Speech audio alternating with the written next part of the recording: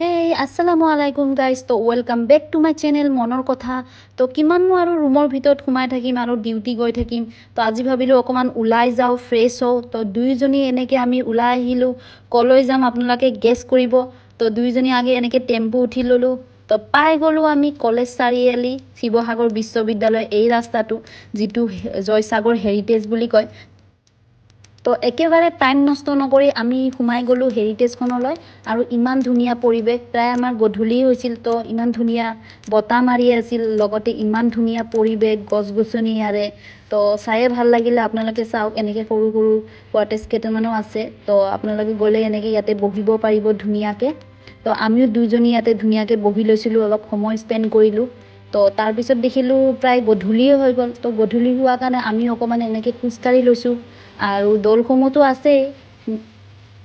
লগতে নদীৰ পাৰে পাৰে অকণমান খোজকাঢ়ি লৈছোঁ যিহেতু বতাহও আহি আছিল তো তাৰপিছত ভাবিলোঁ আমি এনেকৈ